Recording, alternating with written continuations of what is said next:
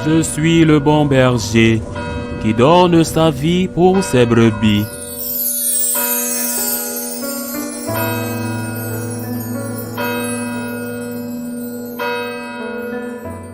En ce temps-là, on venait de crucifier Jésus et le peuple restait là à observer. Les chefs tournaient Jésus en dérision et disaient: Il en a sauvé d'autres, qu'il se sauve lui-même, s'il est le Messie, l'élu. Les soldats aussi se moquaient de lui. S'approchant, ils lui présentaient de la boisson vinaigrée en disant: Si tu es le roi des Juifs, sauve-toi toi-même. Il y avait aussi une inscription au-dessus de lui: Celui-ci est le roi des Juifs. L'un des malfaiteurs suspendus en croix l'injuriait: N'es-tu pas le Christ? Sauve-toi toi-même et nous aussi. Mais l'autre lui fit de vifs reproches: Tu ne crains donc pas Dieu? Tu es pourtant condamné toi aussi. Et puis pour nous, c'est juste. Après ce que nous avons fait, nous avons ce que nous méritons. Mais lui, il n'a rien fait de mal. Et il disait: Jésus, souviens-toi de moi quand tu viendras dans ton royaume. Jésus lui déclara: Amen, je te le dis, aujourd'hui avec moi, tu seras dans le paradis. Acclamons la parole de Dieu. Le Christ a été crucifié avec ce tigre accroché au-dessus de sa tête, cloué sur le bois, le roi des Juifs. Heureusement, car il aurait été terrible qu'on écrive le président de la République. Imagine devoir honorer le Christ comme un président de la République. Il ne manquerait plus que ça.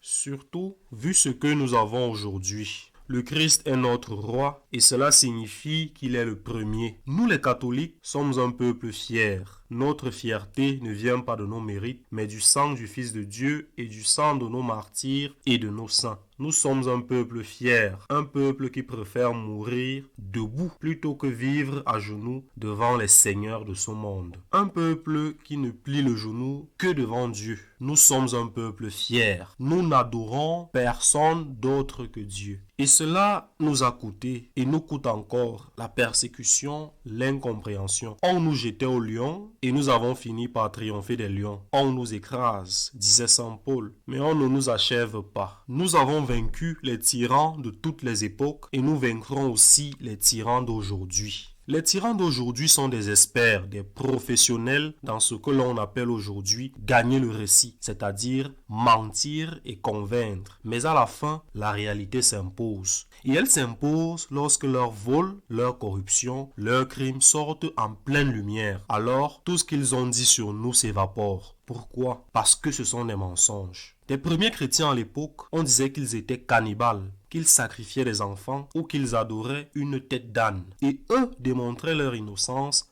en offrant leur corps aux bêtes sauvages. Ou en chantant la gloire de Dieu pendant qu'ils brûlaient pour illuminer le palais de Néron, la Domus Aurea, enflammés comme des torches vivantes. Nous avons vaincu, et il en sera ainsi. Parfois on dirait que non, mais nous avons vaincu. Quand on tuait les nôtres, les socialistes, les communistes, les anarchistes, que disaient-ils? Vive le Christ roi! Ces frères de la salle à Almeria, que l'on plaçait près des puits d'aération des mines, insultent le Christ, l'un après l'autre. Vive le Christ roi! Une balle dans la jambe, puis on les jetait dans les puits en les laissant se briser et on ajoutait un sac de chaux vive. Et le suivant ne disait pas: que dois-je faire pour que cela ne m'arrive pas? Il disait: vive le Christ roi. Cette mère de 4 filles religieuses qui demanda à être martyrisée la dernière pour qu'on ne viole pas ses filles, ceux-là n'ont jamais demandé pardon pour les crimes atroces qu'ils ont commis. Ces prêtres s'entendaient qu'on emmenait au bord des falaises pour les précipiter dans le vide. Et eux disaient encore: vive le Christ roi. À Tolède, on a tué plus de la moitié du clergé. Et il continuait en disant: vive le Christ roi. C'est notre sang, c'est notre héritage. C'est pourquoi nous ne pouvons adorer aucun seigneur de ce monde. Et nous ne plions le genou que devant le Christ. Nous sommes un peuple fier, mais cela doit devenir réel. Et cela devient réel lorsque nous mettons au service de celui qui souffre. Car en celui qui souffre se trouve notre Seigneur et Roi. Car ces religieuses furent arrêtées et enfermées dans un hôpital pour soigner les miliciens blessés du front. Elles les soignaient avec amour, avec tendresse. Et ensuite, ces mêmes miliciens qu'elles avaient soignés les tuèrent. Elles avaient servi le Christ Roi et moururent en disant que le Christ a dit « Père, pardonne-leur, ils ne savent pas ce qu'ils font ».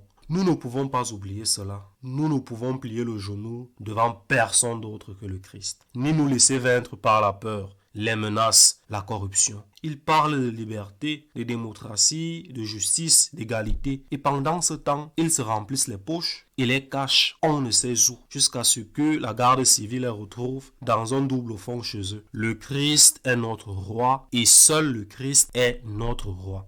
Nous nous agenouillons devant le Christ dans l'Eucharistie et devant le Christ présent dans ceux qui souffrent et devant personne d'autre. Nous devons rendre grâce à Dieu parce que cette royauté du Christ nous purifie et nous empêche d'adorer les dieux de ce monde. Dostoïevski disait que lorsque l'homme cesse de croire en Dieu, il est capable de croire en n'importe quoi. Les hommes qui ne croient pas en Dieu croient souvent en l'argent, en le sexe, en le pouvoir. Et comme pour eux, il n'existe aucune loi supérieure à celle qu'ils se donnent eux-mêmes, renversables, manipulables, ils finissent par justifier les moyens pour atteindre leur fin.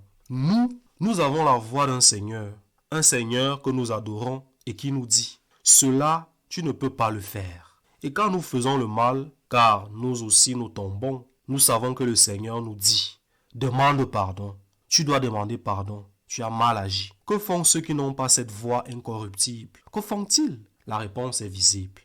C'est pourquoi en cette fête du Christ roi, nous nous souvenons de ceux qui nous ont précédés, donnant leur vie pour confesser que le Christ est Dieu et que nul ne peut être traité comme Dieu. Et nous nous souvenons aussi que nous ne pouvons ni céder, ni succomber, ni nous corrompre. Et que si l'un de nous tombe, il doit demander pardon. Nous demandons au Seigneur de nous aider dans ce combat que nous menons depuis 2000 ans et qui a souvent donné l'impression que nos ennemis allaient vaincre. Mais finalement, disait Saint Jean-Paul II, le mal se détruit lui-même et ce qui demeure, c'est la vérité qui est le Christ et l'amour qui est le Christ. Aujourd'hui, je vais demander d'une manière spéciale pour notre patrie qui traverse des moments de grande tribulation.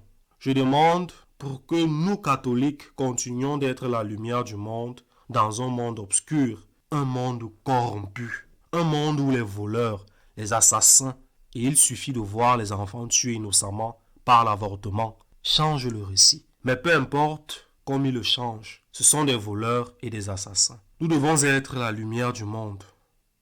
Nous devons être le levain dans la pâte, comme nous avons été depuis 2000 ans, et continuer de dire « Je crois en Dieu. Je crois que le Christ est le roi de ma vie, le plus important dans ma vie. Et je ne plie le genou que devant lui, comme l'ont fait mes parents et nos anciens. Ainsi soit-il. »